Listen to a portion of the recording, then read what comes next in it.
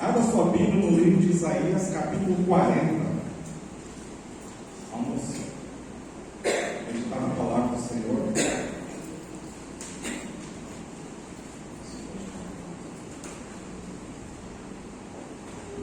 Glória a Deus. Isaías, capítulo 40.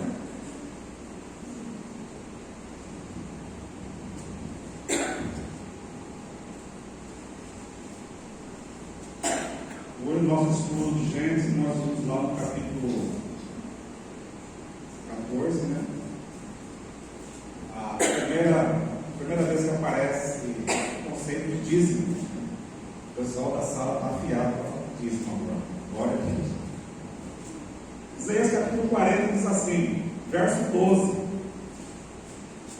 diz assim: quem mediu na concha da sua mão as águas, e tomou a medida dos céus aos palmos, e recolheu numa medida o pó da terra, e pesou os montes com peso e os outeiros com balanças? Quem criou o Espírito do Senhor, ou como seu conselheiro ensinou? Com quem tomou ele conselho, que lhe desse entendimento, ele ensinasse o caminho do juízo, ele ensinasse o conhecimento, ele mostrasse o caminho do entendimento? Eis que as nações são consideradas por ele como a gota de um balde, e como o pó miúdo das balanças. Eis que ele levanta as ilhas como a uma coisa pequeníssima.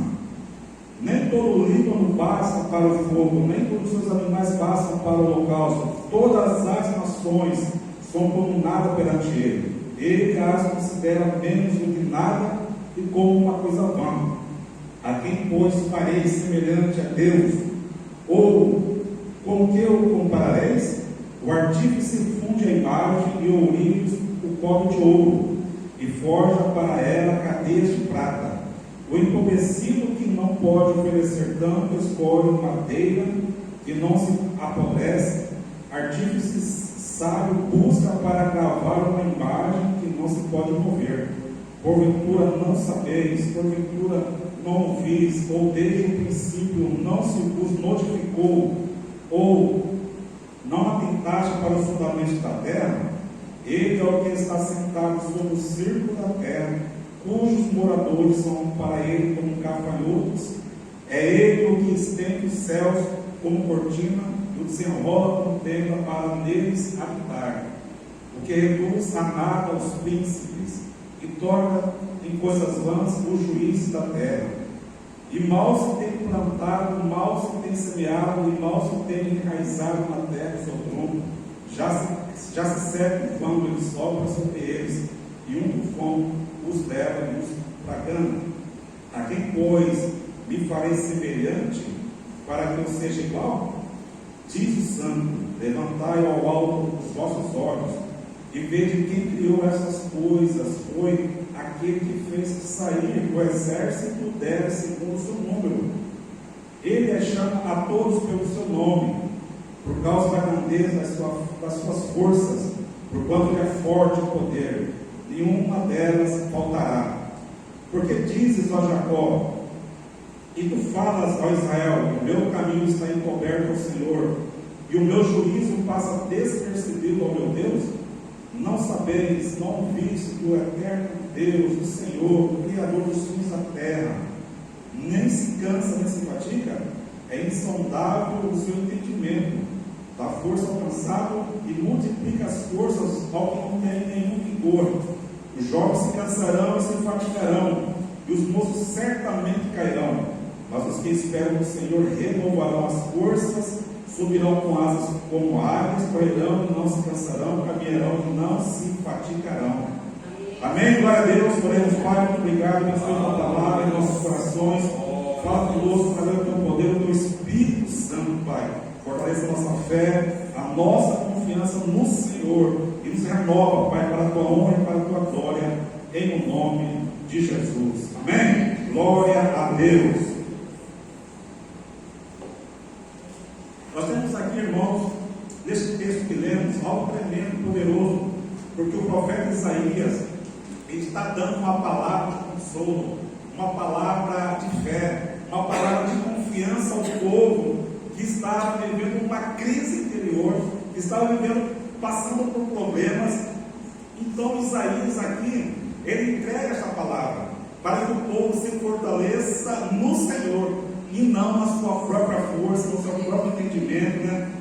E nós vemos aqui que o profeta Isaías, ele exalta aqui a grandeza de Deus, o poder de Deus, a majestade de Deus. Ele exalta tudo aquilo que o Senhor é. E nós vemos aqui ele dizendo a grandeza de Deus em muitos aspectos. E no primeiro aspecto aqui nós queremos ver a grandeza de Deus em relação à sua própria criação. Então o profeta Isaías começa falando, né, dessa grandeza do Senhor, né, como a irmã já disse no começo aqui, que o nosso Deus é grande. De fato, o nosso Deus, ele é grande, imensurável, não se pode medir o nosso grande Deus. E nós vemos aqui a grandeza de Deus em relação à sua própria criação, no verso 12. Quem mediu na concha da sua mão as águas, e tomou a medida dos céus aos palmos, e recolheu uma medida ao pó da terra, e pesou os montes com peso, e os outeiros em balanças. No verso 26, levantai ao alto os vossos olhos, e vede quem criou essas coisas. Foi aquele que fez sair o exército dela segundo o seu número. E ele chama a todos pelos seus nomes, por causa da grandeza das suas forças, e por quanto é forte em poder, e nenhuma delas faltará. Então aqui Isaías exalta a grandeza de Deus em relação à sua própria criação. Irmãos, quando você olhar para o céu, você não vai ver muita coisa. Mas, segundo os astrônomos, os estudiosos da ciência aí, que estudam os céus, né? Eu vi aqui uma palestra do pastor Marcos Eberlin, né? Alguns já conhecem aqui, o professor Marcos Eberlin, cientista. Ele diz que existe 2 trilhões de galáxias. Você imagina bem, até um nó na cabeça. 2 trilhões de galáxias. Quem criou? Deus, o Senhor. E cada dessas galáxias tem mais ou menos 100 bilhões de estrelas cada uma. Veja a grandeza do nosso Deus. Quando Isaías disse essa palavra ao povo, ele não tinha esse conhecimento, mas hoje nós podemos pregar pelo conhecimento que nós já temos hoje. Que o nosso Deus criou todas as coisas, e o céu é imenso, o universo é imenso, com 2 trilhões de galáxias, e cada uma com 100 trilhões mais ou menos de estrelas. Mas é muita coisa, é muito número, é muita imensidão. E o planeta Terra foi colocado na melhor galáxia possível, na melhor posição possível está o planeta Terra. Deus colocou no lugar certo, na melhor galáxia, onde os homens podem explorar os céus.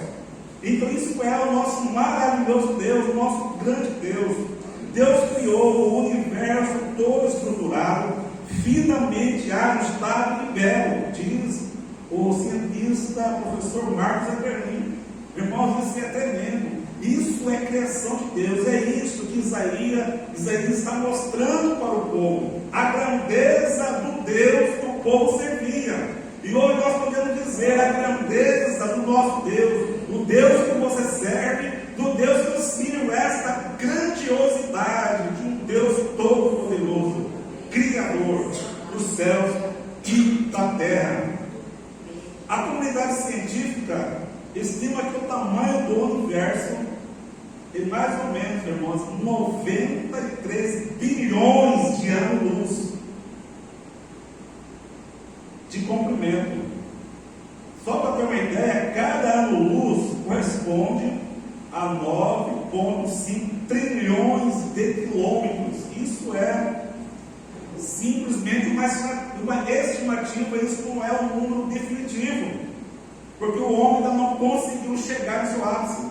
Foi lançado o James Webb, o super telescópio, foi lançado o James Webb, e um cientista mandou tirar uma foto do começo do mundo, de 13,5 bilhões de anos atrás, que se segundo algumas teorias, a teoria do Big Bang, esse lugar seria um lugar escuro, sem nada.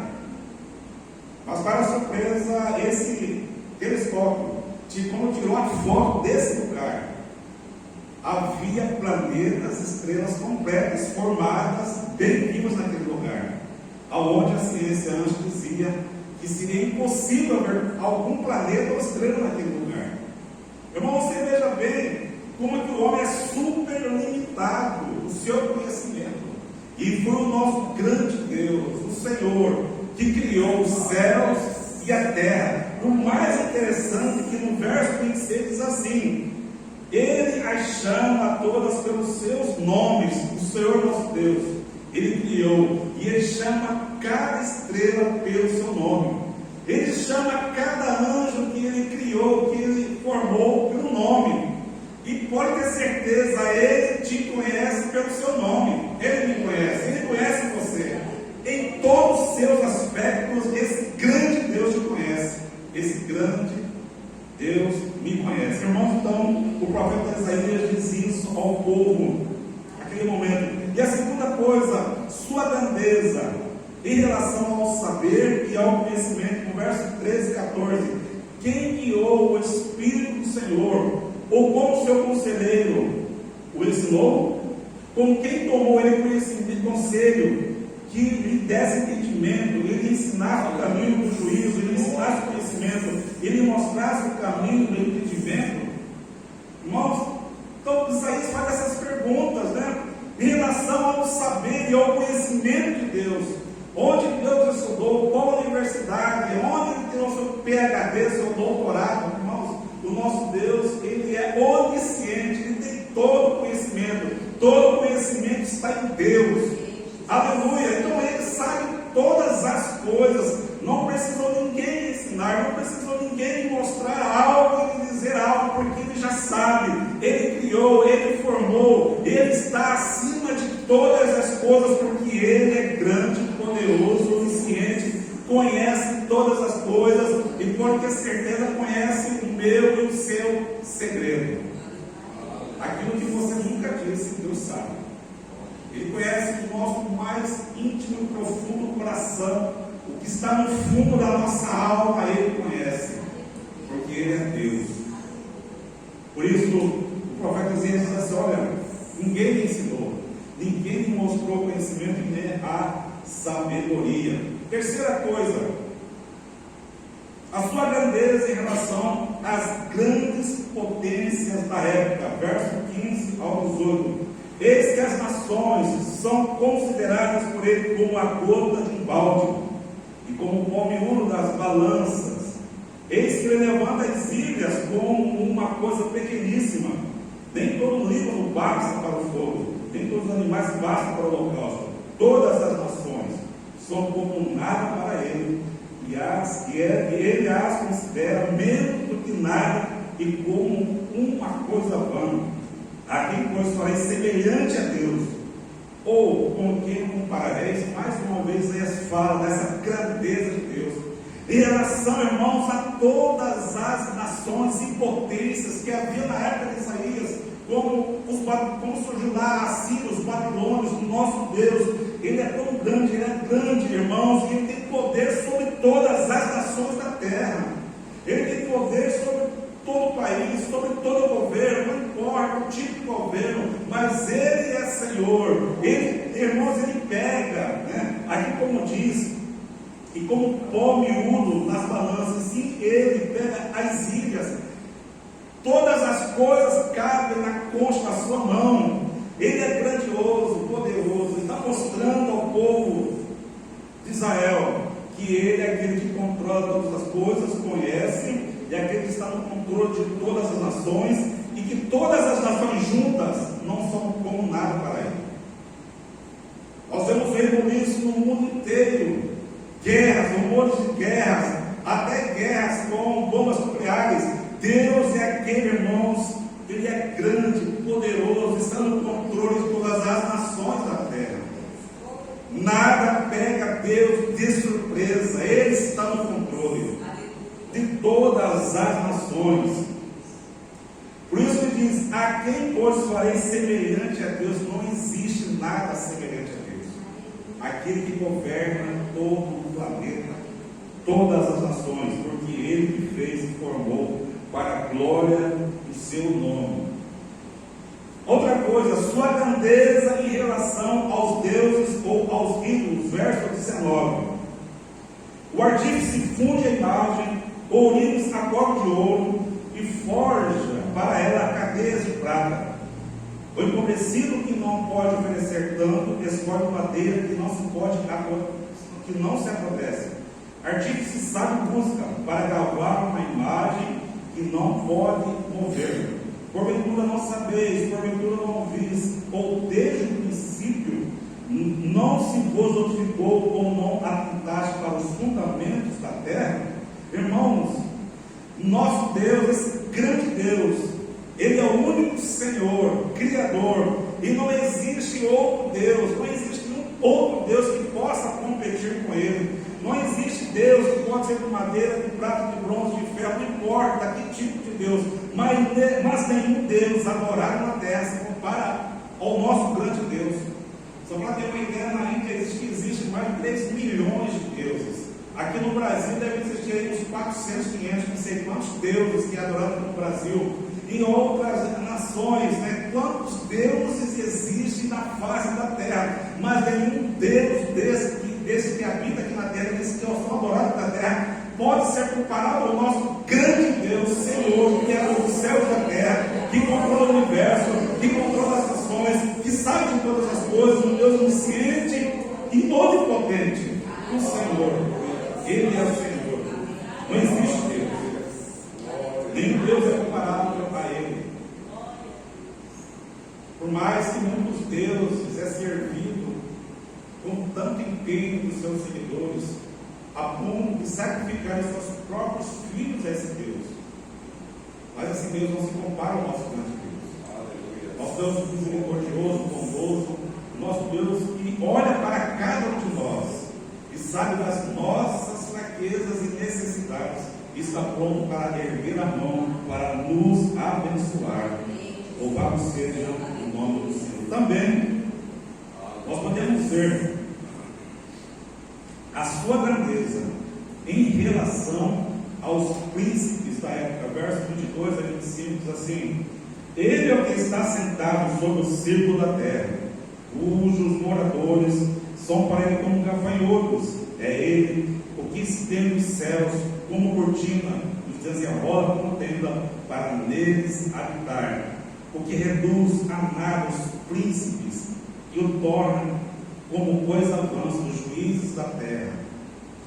E Salmos capítulo 2 vai falar que Deus ri e zomba das nações que se levantam contra Ele, ou que falam mal dele, até Deus sem conhecimento, sem saber quem é Deus. Mas aqui, irmãos, Deus, aquele que é superior, Ele é grande. Mesmo os príncipes desta terra, irmãos, querem fazer o que querem, mas Deus a si mesmo, Ele é aquele que está acima de todos eles, pela sua grandeza e poder, e é Ele que governa. Não importa qual tipo de governo existe nessa terra, o que importa é que Deus está acima. E tem mais um, irmãos: tudo que acontece na terra, em seus governos, tudo está dentro da permissão da vontade de Deus. Não existe, irmãos, nada que existe na terra está alheio às coisas de Deus, está alheio ao conhecimento de Deus, está alheio a isso. Não, tudo, irmãos, na terra, se está acontecendo porque Deus está permitindo. Deus está permitindo. Se Deus permitiu, e se está acontecendo, irmãos, há um propósito para isso.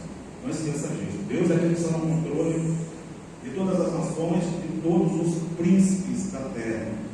E nós temos aqui, irmãos, profeta Isaías enaltecendo a grandeza, a excelência, a majestade, o poder, a glória de Deus. E aqui nós vamos ver, né, algo tremendo quando ele fala com o povo de Israel. Ele diz assim: por que dizes, ó Jacó, e falas, ó Israel? Então ele chama a atenção do povo, porque o povo estava com o seu coração, irmãos, aflito, com crise, problemas, achando que Deus havia perdido o controle das coisas. Por isso ele começou a dizer: da grandeza de Deus. O meu caminho está encoberto ao Senhor, e o meu juízo passa despercebido ao meu Deus. Aqui duas queixas do povo de Israel. A primeira queixa, ele está dizendo: o meu caminho está encoberto ao Senhor. É como se o povo estivesse dizendo: Deus não conhece minha realidade, Deus não conhece meu sofrimento, Deus não conhece minha crise, Deus não sabe pelo que eu estou passando, Deus não sabe o que isso, Deus não sabe daquilo. Essas coisas estão encobertas para Deus. Essa é a primeira queixa, irmãos. E quantas vezes nós temos essa mesma queixa na nossa vida? Deus não sabe por onde estou passando, Deus não sabe a minha crise, Deus não sabe o meu problema, Deus, irmãos, Deus sabe. Deus sabe aonde você está, aonde você se encontra e o problema que você está passando, Deus sabe. E aqui ele relatando, né, o meu caminho está encoberto, o Senhor, Ele é sabedor, onisciente de todas as coisas. Irmão, Deus sabe de todos os detalhes da minha e da sua vida. Nada está encoberto ao Senhor. Ele sabe de todas as coisas. E o profeta Isaías, ele quer acalmar o povo, ele quer colocar fé no coração desse povo, ele quer colocar esperança, ele quer colocar ali algo de esperança para que o povo possa se levantar como um povo abençoado, vitorioso. A segunda queixa diz assim: o meu juízo passa despercebido ao meu Deus.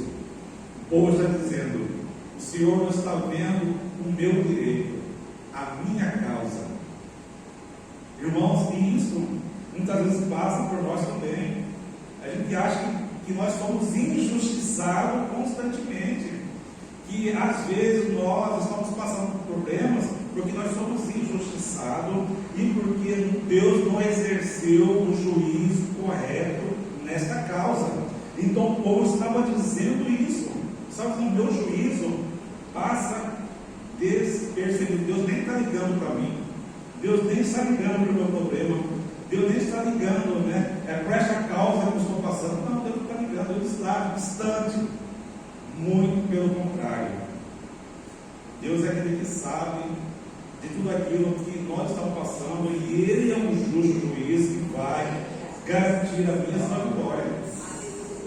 Nada passa despercebido diante dos olhos de Deus, nada passa despercebido. Pode ficar tranquilo. O verso 28: não sabes, não viste que o eterno Deus, o Senhor, o Criador dos fins da terra, nem se cansa, nem se fatiga, é insondável o seu entendimento. O profeta Isaías não chega, e diz isso ao povo: olha, vocês não tinham ouvido sobre o nosso eterno Deus? Irmãos, naquele tempo havia o templo, havia os ensinos no templo, havia ali adorar, havia ali os ensinos a adorar. Então o povo agora, eles precisavam entender, o eterno Deus, não entender na sua totalidade, mas compreender os princípios da palavra de Deus para a sua vida, para que possam caminhar em alegria, em vitória. Não sabes, não viste o eterno Deus, o Senhor, o Criador dos da terra, nem se cansa, nem se fatiga. O nosso Deus, Ele é incansável. Deus não tem esse problema de sono, Deus não tem problema de cansaço nenhum, Deus não sofre pelo tempo, pela idade, não. Deus, Ele é eterno, constante. Aquele foi há trilhões de anos atrás, Ele vai ser o mesmo daqui a 4 trilhões de anos para frente, dizendo do nosso tempo. Vai ser o mesmo. Deus, Ele é incansável. É insondável o seu entendimento. Ou outra opção diz que não se pode esquadrinhar o seu entendimento. A Bíblia nos diz que nós devemos prosseguir conhecendo e caminhar conhecendo mais a Deus. Precisamos conhecer a Deus cada vez mais. Mas aqui está dizendo que o ser humano nunca, jamais vai entender Deus na sua completude. de todos os seus atributos. Jamais, nem na eternidade, nós iremos conhecer Deus na sua totalidade, os atributos secretos, os atributos invisíveis de Deus, que nós não iremos conhecer. O que nós vamos conhecer é a revelação de Deus que está na sua palavra, que Ele deixou para mim e para você. Nós vamos conhecer Deus através da palavra. Por isso é importante ler a palavra, meditar na palavra, ter esse rico conhecimento da palavra, porque nós iremos conhecer Deus através da palavra revelada. Então, irmãos, aqui o profeta Isaías está dizendo isso: é insondável o seu entendimento. Você jamais vai conseguir entender Deus na sua completude. Porque se um dia nós, seres humanos mortais, compreender Deus, Deus deixa de ser Deus, não é Deus? Por isso, o nosso Deus é um Deus poderoso, um Deus que tem seus atributos que jamais iremos conhecer. Nós vemos, irmãos, na história de Jó. Jó passou por tanto sofrimento, fez mais de 15 perguntas para Deus, fez mais de 30 questionamentos para Deus, e no fim, sabe o que Deus fez? Deus foi no fim falar com Jó e fez mais de 100 perguntas para Jó, e não deu nenhuma explicação para Jó do que estava acontecendo, e não deu nenhuma explicação para Jó das suas perguntas, porque Deus, irmãos, não tem o dever nem a obrigação de falar isso, de se revelar. Ele só se revela quando Ele quer e como quer, da maneira como Ele quer.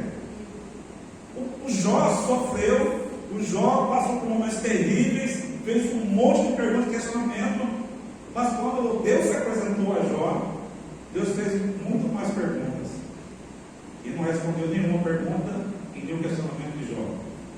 Porque Deus, nosso Deus, irmãos, Ele é soberano. Soberano. Aquilo que estava acontecendo na vida de Jó, aquilo que nós falamos, foi permissão de Deus. O diabo só tocou em Jó porque o diabo pediu uma permissão para Deus. Então veja que nosso Deus, irmãos, nós não queremos conhecê-lo na sua totalidade. Agora o profeta Isaías começa a dizer que Ele, o nosso Deus, dá força ao cansado e multiplica as forças ao que não tem nenhum vigor. Depois de falar de toda a grandeza de Deus, seu poder, sua majestade, tudo aquilo que Ele apresentou ao povo, agora Ele começa a dizer ao povo que estava cansado, o povo que estava triste, o povo que estava sendo injustiçado, incompreendido. Ele diz que o nosso Deus, Ele dá força ao cansado e multiplica as forças ao que não tem nenhum vigor. Aleluia! Esse é o nosso Deus, irmãos. O nosso Deus, Ele olha para nós, Ele sabe das nossas limitações, necessidades, Ele sabe o tamanho da minha força, da sua força, e Ele é aquele que dá força ao cansado, multiplica as forças ao que não tem nenhum vigor. Nessa caminhada, irmãos, vamos nos deparar em momentos em que as forças parecem que foram embora, mas o nosso Deus está pronto para trazer o renovo espiritual. Ele está dizendo ao povo de Israel, ao povo de Judá: olha, o nosso Deus é aquele que vai multiplicar a força aos que não têm nenhum vigor. Então continue caminhando, continue crendo, continue marchando, continue trabalhando, lutando, porque as bênçãos de Deus vão estar sobre a sua vida, porque Deus é que multiplica as forças ao que não tem nenhum vigor.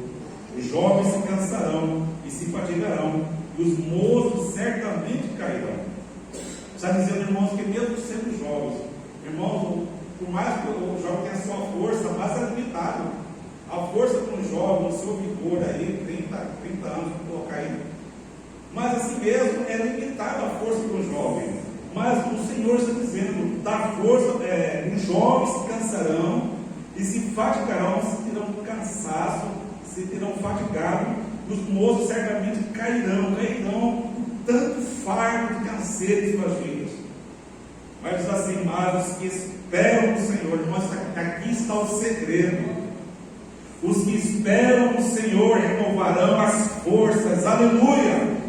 É confiar, é esperar em Deus. O segredo está aqui. O povo estava cansado, fadigado, o povo estava fazendo questionamento com Deus, que Deus não estava vendo a luta deles, que Deus estava sendo injusto com eles.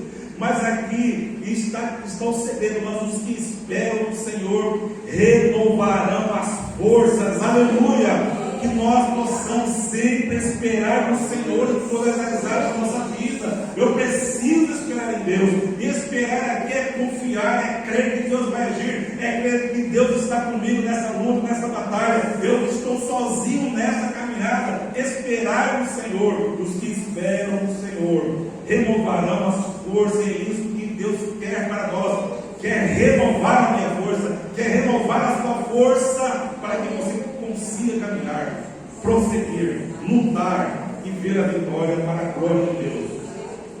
E agora ele faz uma comparação, irmãos, de um que espera no Senhor com a águia.